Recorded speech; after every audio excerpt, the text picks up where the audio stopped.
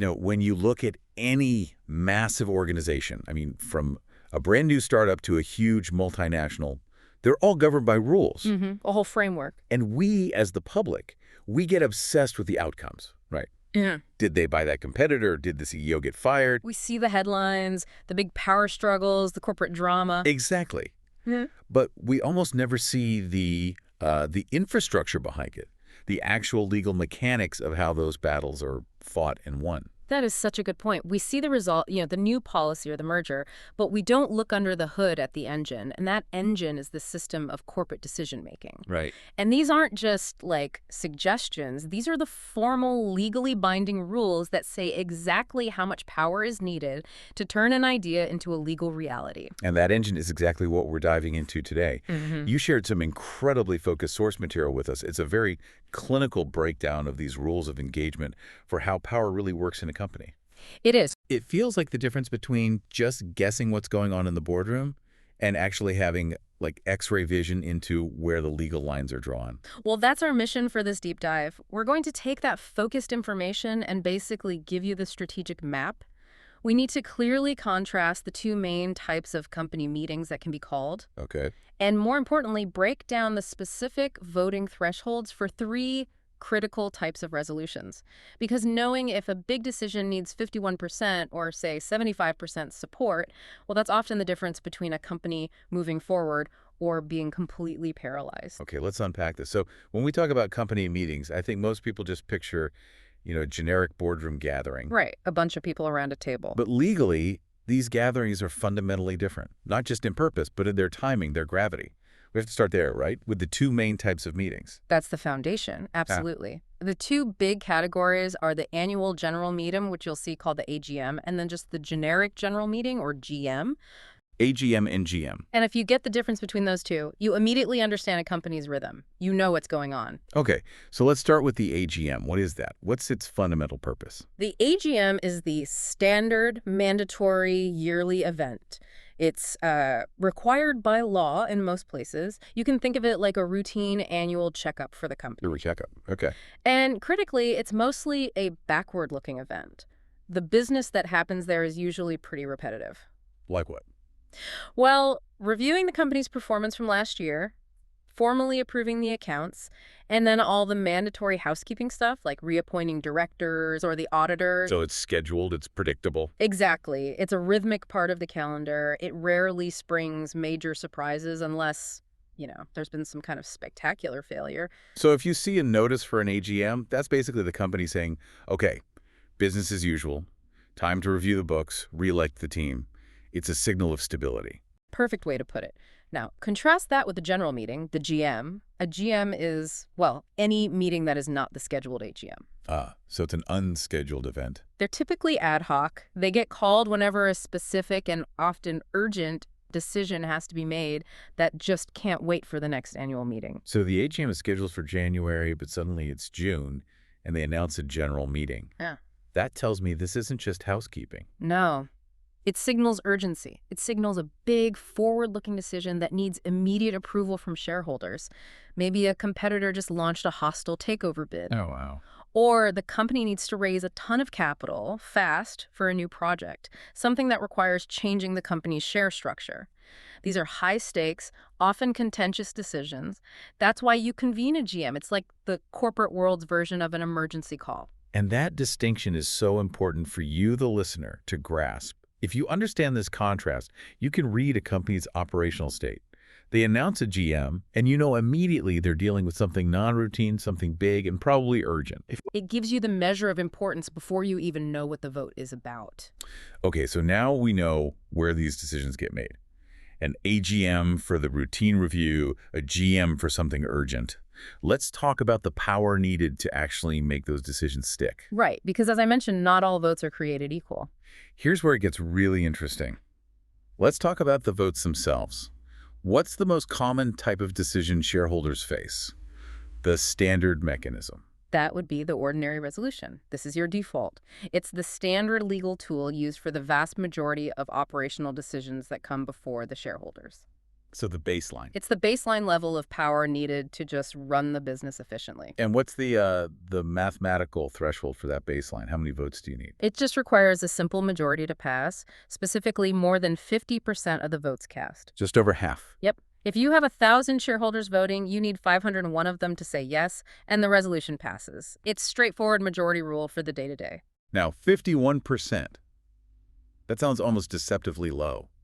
I mean, if the goal is long-term stability, why is the default bar set there? Doesn't that risk, a company constantly shifting its strategy just because a tiny majority narrowly approves something? That's a great question, and it gets right to the heart of operational efficiency. What's fascinating here is that the simple majority rule is actually designed to make sure the company can move, it can execute. To avoid gridlock. Exactly. Directors and management, they need to get a high volume of operational things approved quickly.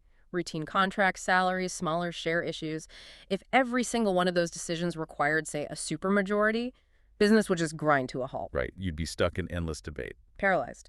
So the ordinary resolution is really a structural necessity to keep the gears of the business turning. So it lets the management team, as long as they have the backing of the biggest group of shareholders, steer the ship on routine things without being constantly blocked by a large minority. Precisely. It allows the company to operate with speed. That 50+% threshold is a strategic tool for efficiency. It basically says, for normal business, whoever holds the majority gets to act.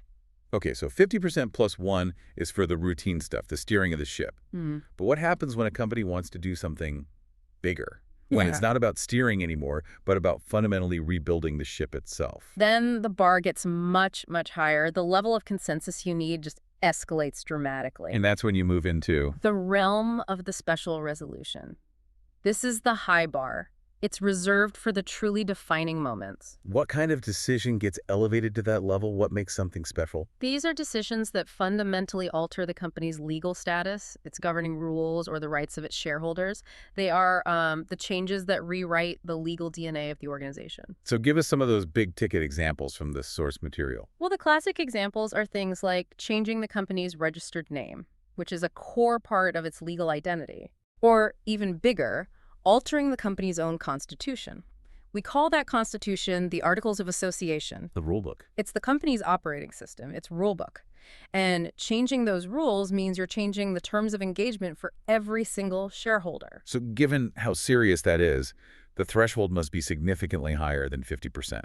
What's the exact power level you need for a special resolution? It requires a supermajority of 75% of the votes cast. 75%. And that 25 percentage point gap between an ordinary and a special resolution, that is the legal line in the sand that creates stability and protects the rights of minority shareholders. That 75% requirement, it feels deliberately designed to stop a bare majority from making radical changes on a whim. It almost sounds like controlling a company isn't just about owning 51%. Oh, it's not. It's often about controlling the veto, making sure the other side can't get to 75. That is the crucial insight. And if we connect this to the bigger picture, that 75% threshold is probably the single most important protection for minority shareholders. How so? Well, imagine you own, say, 26% of a company. If the threshold for big changes was only 51%, the other 74% could just completely redefine the company overnight. They could gut your investment, change your rights. But because of the special resolution rule, if you hold that 26%, you have the legal power to block any of those fundamental changes. Regardless of what the other 74% wants to do. Precisely. That 75% rule means that any shareholder or group of shareholders holding 25% plus one share Has a blocking stake. they have the strategic power to halt constitutional change. And in these high-stakes corporate battles, the goal often isn't just getting to 51%, it's making sure you hold on to that 26% block. That's fascinating. That 26% is like the corporate version of a nuclear option. It forces compromise. It ensures there's this deep inertia, this stability on the core issues. So it's a structural defense mechanism. The ordinary resolution prioritizes efficiency, lets the company move fast, Right. while the special resolution prioritizes protection and forces a broad consensus on the really big stuff. Absolutely. It's a deliberate balance between being able to run the business with 50% plus and making sure the business itself isn't fundamentally redefined without that 75% agreement. We've covered meetings, we've covered the votes needed at those meetings. But in a modern context, do shareholders always need to physically gather? especially for private companies where people might be all over the world. Right, where the logistics of calling a formal meeting would be a huge headache. Is there like an escape route from having to get everyone in a room? There is. And that leads us to the third mechanism, the written resolution. This is a really common alternative, mainly for private companies, that allows them to pass resolutions without holding a formal general meeting at all. Okay, so how does that work in practice? Are they just mailing in ballots instead of showing up to vote? Essentially, yes. Instead of gathering, the resolution itself is just circulated to all the members. It could be physically, on paper, or electronically. And they just sign off on it in writing, confirming their vote for or against. Once you collect the required number of signatures, that resolution has the exact same legal effect as if it were passed in a meeting. That sounds incredibly efficient. It's a huge win for speed and cost. Logistically, it's so much simpler, especially if your shareholders are spread across continents. It does sound convenient, but my first thought is, does that convenience come at a price? Does that efficiency mean the resolution itself is somehow easier to pass? Is the bar lower? And that is the single most important detail to grasp here. The efficiency is only in avoiding the logistics of the meeting. The legal power needed, the level of approval, remains exactly the same. The voting threshold for a written resolution has to be the same as if it were passed at a general meeting. So if you're sending around a written resolution for an operational thing, like approving a land purchase, it still needs that simple majority. Precisely. If it's an ordinary matter, you need to collect written agreement from more than 50% of the members. You still need that majority on paper. And if that written resolution is for a fundamental change, like amending the Articles of Association, the company's constitution, then you still need to hit that 75% supermajority threshold, all collected in writing. so the format changes, but the power required to pass the resolution does not. Exactly. The speed of the process is faster, the format is different, but the core power required to pass it, that 50+% or that 75%, that is the immutable bedrock of corporate control. So what does this all mean? It means the legal weight of the decision is totally separate from the logistical hassle of the meeting. The format can be flexible, but that line in the sand, that 51% or 75% rule, is the legal fact that determines how quickly and how dramatically any organization can change its course. So to quickly summarize what we've unpacked here, we've looked at the two meeting types, the AGM for your routine yearly reviews and the GM for those urgent specific decisions. And then we've clarified the decisive thresholds. The ordinary resolution, which needs more than 50% for operational efficiency, and the special resolution, which demands that high bar of 75% for fundamental changes and to protect shareholders.